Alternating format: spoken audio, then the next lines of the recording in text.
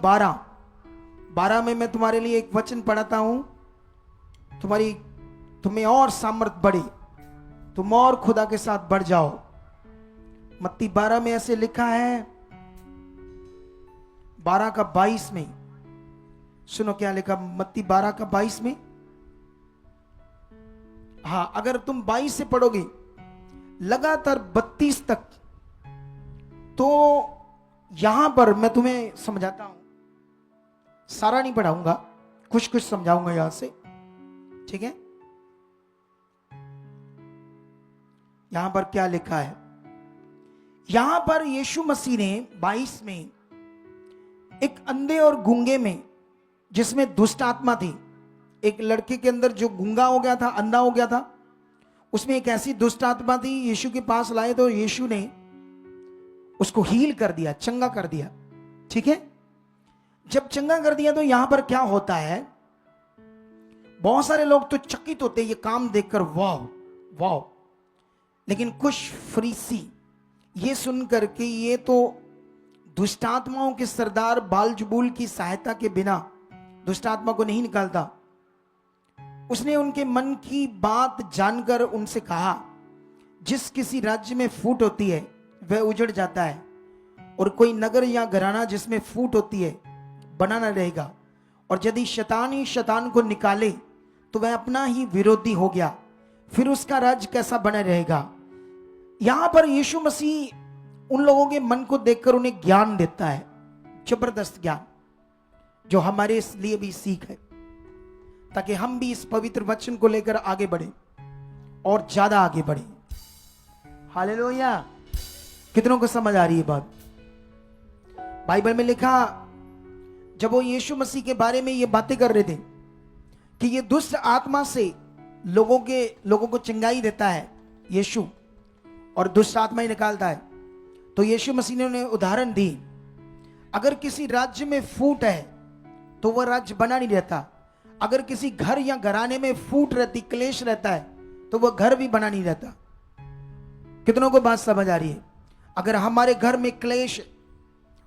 में क्लेश रहता है, झगड़ा रहता है, तो हमारा घर भी कितना अच्छा बना रहेगा, सोचो, टूट जाएगा, बिखर जाएगा।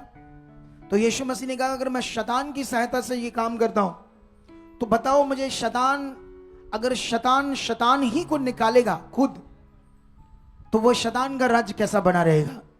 फिर वो कहता है यीशु मसीह ने, भला बताओ तुम्हारी संतान किसकी सहायता से दुष्ट आत्मा निकालते हैं, तुम्हारे वंश किसकी सहायता से निकालते हैं, इसीलिए कि तुम्हारा न्याय करेगा, इसीलिए कि वह ही तुम्हारा न्याय करेंगे। पर यदि मैं परमेश्वर की आत्मा की सहायता से दुष्ट आत्मा को निकालता हूं, तो परमेश्वर का राज्य तुम्हारे पास आ पहुंचा है। या कैसे कोई मनुष्य किसी बलवंत के घर में घुसकर उसका माल लूट सकता है, जब तक कि पहले वह उस बलवंत को बांध ना ले, तब वह उसका घर लूट लेता है। जो मेरे साथ नहीं वह मेरे विरोध में है, और जो मेरे साथ नहीं बटोरता वह बखेरता है। हालेलुया। कितनी बड़ी बातें यहां पर, कितना महत्वपूर्ण ज्ञान है जो हमें पकड़ना होगा यीशु मसीह का, परमेश्वर का। ये दुनिया में तुम्हें ज्ञान नहीं मिलेगा, ये खुदा के पास मिलेगा। ये खुदा का पवित्र वचन है, पवित्र ज्ञान है, वो जीवन दे देगा, तुम्हें जीवन से भर देगा। अगर तुम पकड़ में हो, तुम ध्यान में हो, तुम इन्हें से अपनी जिंदगी में ले रहे हो। सुनो ध्यान से, यहां पर यीशु मसीह ने कहा वो लोग भी दुष्ट आत्मा निकालते थे, लेकिन उसने कहा तुम बताओ तुम किसकी सहायता से निकालते हो। फिर यीशु मसीह ने कहा, अगर कोई लुटेरा, डाकू जिसके घर में जाता है, अगर उससे ज्यादा बलवंत नहीं है वो, तो वो कैसे उसको लूट सकता है। अगर उससे बलवंत है तो पहले उसे बांधेगा, फिर उसका सारा लूट लेगा, माल, घर। ये बात है, यीशु मसीह बता रहा था उन लोगों को कि शैतान परमेश्वर के सामने कुछ नहीं है, दुष्ट आत्मा परमेश्वर के सामने कुछ नहीं है। वो इतना बलवंत है, इतना ताकतवर है, इसीलिए वो निकलती है परमेश्वर की सामर्थ्य से। कितने लोगों को बात समझ आ रही है। अगर इसी वचन का महत्व तुम्हारे अंदर बैठा है, तुम्हारे अंदर ये बातें बैठी है, तो शैतान क्या, हालात क्या, कुछ भी क्या, तुम्हें पता ना चाहिए परमेश्वर पावरफुल है, वो सामर्थ्य है, उसके लिए कुछ नहीं है। जब हालात आते ना, कुछ लोग चिड़चिड़ा रोना शुरू कर देते, ऐसे ऐसे सोचना शुरू कर देते हैं, मदद करो, या दूसरों से मदद मांगते हैं। मैंने अपनी लाइफ में कभी किसी से मदद नहीं मांगी, सच्ची, चुवन्नी तक नहीं मांगी। इतना भरोसा रखा खुदा पर बड़े हालातों में। मुझे याद है, मैंने एक बंदे का इलाज कराया जब मैं नया नया यीशु में आया था। पहले मैं पास्टर नहीं था, मैं विश्वासी था, पर मेरा मन बड़ा खुला था। एक बंदे के रीढ़ की हड्डी में टीबी लगी, यहां हमारा रिश्तेदार था। उसको मैंने सुसमाचार दिया यीशु मसीह के बारे में। आज भी वो यीशु मसीह में, आज भी वो जिंदा है। बताता हूं क्या हुआ। उसके मन के यहां गल गए, टीबी हो गई, गल गए। डॉक्टरों ने कहा इसका ऑपरेशन होगा। उस जमाने में 2003 में जब पैसे की वैल्यू बढ़ी थी, 60,000 लगना था, 70,000। आज के हिसाब से वो 5 लाख के बराबर होगा, 6 लाख के बराबर होगा। याद रखो, मैंने गुड न्यूज दी। मैं उनके घर में प्रेयर करने जाता था, लेकिन वो ठीक नहीं हुआ, क्योंकि मैं अच्छे से नहीं जानता था परमेश्वर के प्रार्थना के बारे में, विश्वास के बारे में। लेकिन जब पता चला कि इसका ऑपरेशन होगा प्राइवेट हॉस्पिटल में, तो मैंने उन्हें कहा ठीक है, मैं तुम्हें पैसे दूंगा, जितने हो सके मैं दूंगा।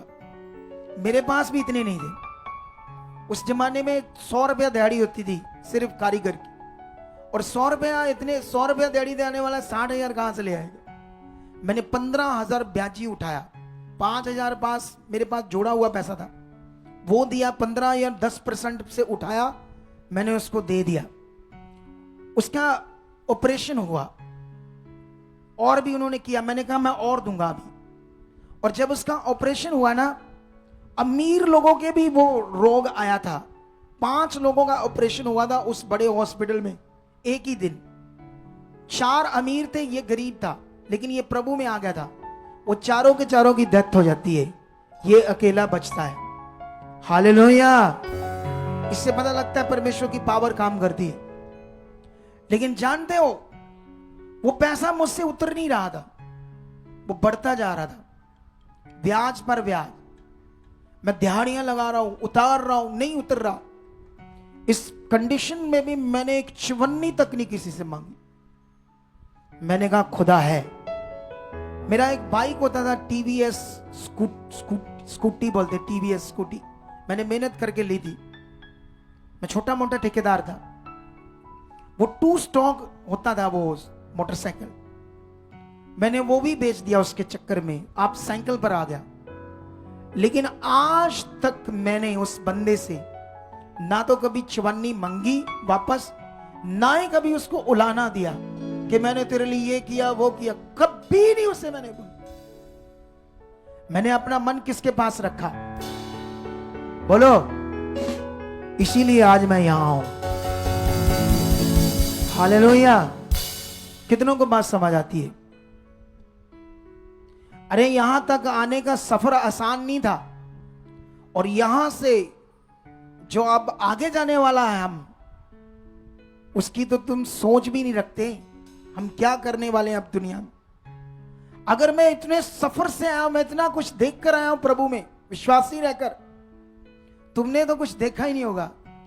मैंने वो 40,000 15,000 का भरा दिहाड़ियां लगा कर, कितने साल लग गए मुझे उतारने में, लेकिन मैंने उनसे चवन्नी भी नहीं मांगी। जबकि उनके बेटे की शादियों में फिर से मदद की, फिर से। ये बात याद रखो, ऐसा नहीं उन्हें उलाना दिया। तुम भी जब किसी की मदद करते हो, कभी उलाना न देना अगर तुम्हारे पास करने को हो। लेकिन तुम में भी ऐसा बनना है, खुदा पर भरोसा रखने वाला। खुदा पर, वो है सब कुछ करने की सामर्थ्य रखने वाला। अगर वो इजरायलियों को आसमान से खाना दे सकता है, 40 साल जंगलों में खाना उतार सकता है रोज इतने लाखों लोगों को, वो तुम्हारे लिए भी बहुत कुछ कर सकता है। वो तुम्हारे लिए डिवाइन हेल्पर खड़े कर सकता है, वो तुम्हारे लिए लोग खड़े कर सकता है। लेकिन सवाल है, तुम्हारा भरोसा किस पर है? तुम्हारा विश्वास किस पर है? ये बड़ा विषय आपके लिए। लेकिन बाइबल में जो हम ये वचन पढ़ रहे हैं, इसका महत्व क्या है? इसका सबसे बड़ा महत्व यह है कि यीशु और जो काम हुआ यहां पर, यीशु मसीह ने उन्हें बताया कि इसलिए मैं तुमसे कहता हूं कि मनुष्य का सब प्रकार का पाप और निंदा क्षमा की जाएगी, परंतु पवित्र आत्मा की निंदा कभी क्षमा ना की जाएगी। हालेलुया। इधर देखो ध्यान से, इन वचनों से मैं तुम्हें समझाना चाहता हूं आज, कभी किसी की निंदा मत करना, किसी की बुराई मत करना, शांत रहना। न्याय करने वाला परमेश्वर न्याय करेगा, तुम्हें ऊंचा करेगा। क्योंकि कौन कैसे चल रहा है, क्या कर रहा है, क्या कर रहे हैं वो, इससे कोई मतबल ना रखो। बलीवर्स, पास्टर्स, कई लोग, समझते हो, मैंने सिर्फ एक पास्टर की तुम्हें उदाहरण दी, उसकी निंदा नहीं की। मैंने ये बताया कि पवित्र आत्मा से करना था उसको। पवित्र आत्मा के द्वारा पावर प्रकट होती है, आत्मा से भरकर, नशे से नहीं। और बाइबल ये मना करती है। मैंने सिर्फ तुम्हें एक उदाहरण से समझाया, ऐसी तुम्हें बाइबल में भी मनुष्यों की उदाहरणें समझ आ जाएगी, कहां गलत कहां सही। मैंने उसकी बुराई नहीं की, मैं लोगों के बीच उसका नाम लेकर रोज रोज उसके एरिया में जाकर उसकी बदनामी नहीं की। ये बात याद रखो, इस खाने का पॉइंट मैंने समझाया। कितनों को बात समझ आ रही है आज? लेकिन यहां पर तुम्हें ये बात को समझना होगा। आज बाइबल में एक जगह पर तुम पढ़ोगे ना, एक जगह पर तुम पढ़ोगे इसी का मत्ती का है, मत्ती 12 का में भी ये वचन मिलेगा आपको। 37 में ऐसे लिखा, क्योंकि तू अपनी बातों के कारण निर्दोष और अपनी बातों के कारण दोषी ठहराया जाएगा। हालेलुया। जो कुछ तुम अपने मुंह से बोलते हो, जो तुम बोलते हो, इसी से तुम दोषी ठहराए जाएगा, इसी से तुम निर्दोष ठहरोगे। तुम्हें अलर्ट रहना होगा। यहां अगर तुम पूरा पढ़ोगे तो यीशु मसीह ने बताया, एक अच्छे मनुष्य के भले मन के भंडार में भली बातें होती हैं और उसके मुंह से भली बातें बाहर आती है। बुरे मनुष्य के मन के भंडार में बुरी बातें होती है और उसके मुंह पर बुरी बातें आती है। कितनों को समझ आ रही है?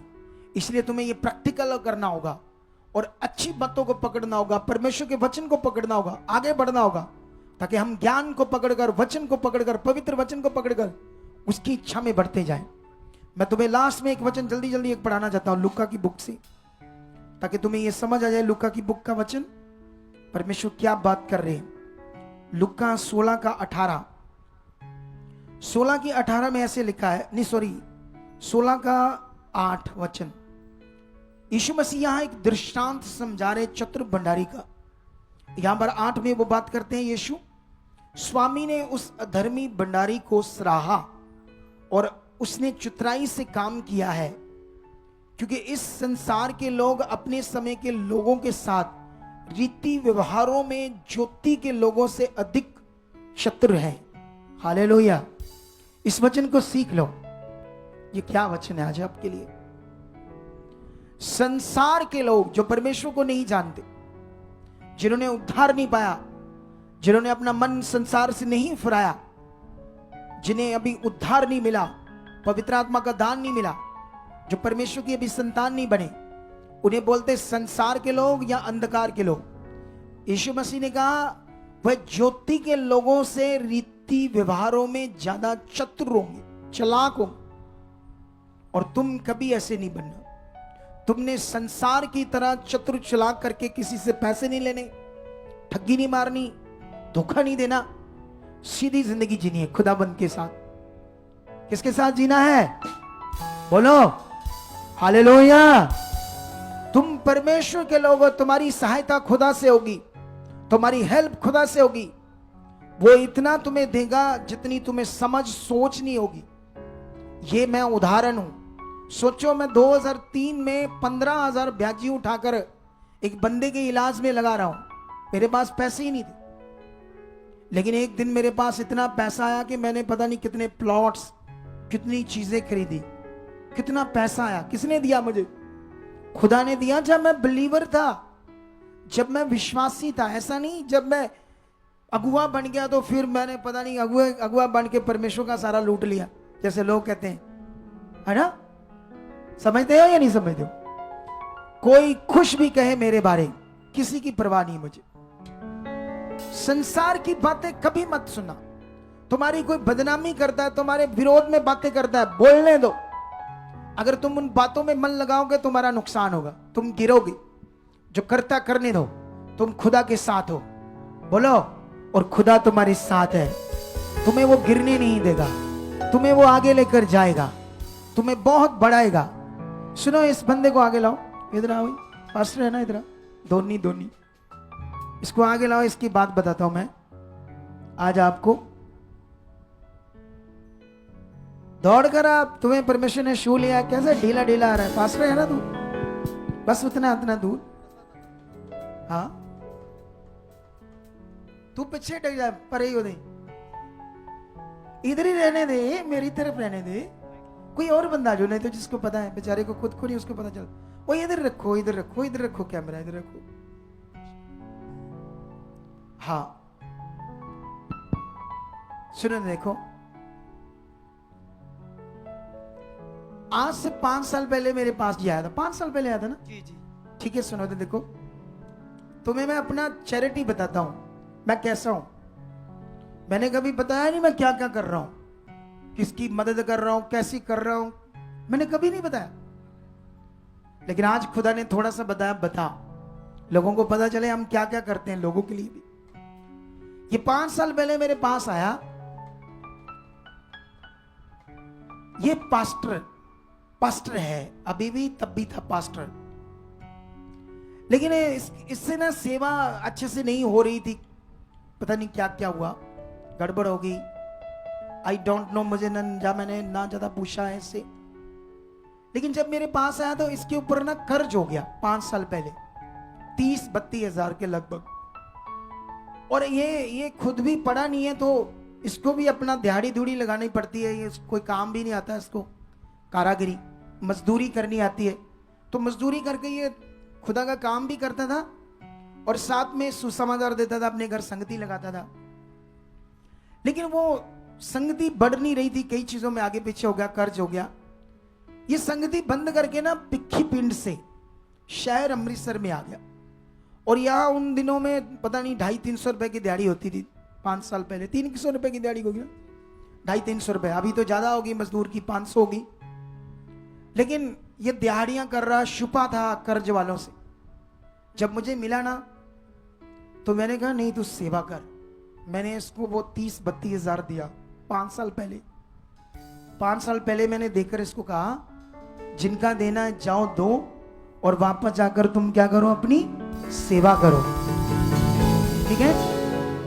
उसके बाद क्या होता है, ये बीच बीच में सीखने के लिए आता है और फिर बना नहीं रहता, टूट जाता है यहां से। अगर बना रहता तो इसको हम बहुत बढ़ाते, बहुत तगड़ी सेवा करता। उसके बाद ये बना नहीं रहता, आई डोंट नो कहां जुड़ता है, क्या करता है, मुझे ज्यादा नहीं पता। लेकिन अभी मुझे थोड़े दिन बाद फिर से मुझे मिला, वापस मेरे पास आया, क्योंकि इसने क्या किया, किसी अगुए से उत्साहित होकर, जैसे उसकी शिक्षा होगी, उससे उत्साहित होकर क्या किया इसने, इसका घर था 10 मरले का घर, बेच दिया। इसकी बुद्धि पर ऐसा पर्दा पड़ा, 1.5 लाख का, 1.5 लाख, 1 लाख, सिर्फ 1 लाख का।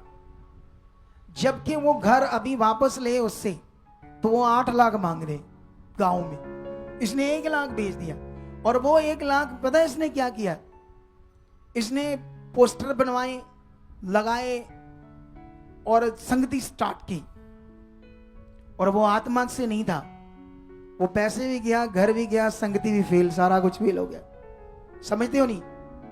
लेकिन आज तेरे लिए प्रोफेसी है, जो मैं तुझे बताऊंगा तूने वो करना है, फिर देखना तू कैसे आगे जाता है यीशु मसीह। और मैं कहानी नहीं बोल रहा हूं, तुम्हें इतना ज्यादा इस्तेमाल करेगा, बस तुम्हें जैसा मैं समझाऊंगा सिखाऊंगा उस अनुसार करना, बस तुम्हें कोई घटी नहीं आएगी, तुम्हें ऐसा खुदा इस्तेमाल करेगा। हालेलुया। अच्छा, जब मैंने तुम्हें मदद की थी, मैंने कभी तुम्हें अपनी टीम से कॉल करवा कर कहा तुम्हारी मदद की है, ये वो, तुम आए नहीं, ऐसे कभी कहा? नहीं जी, नहीं कहा।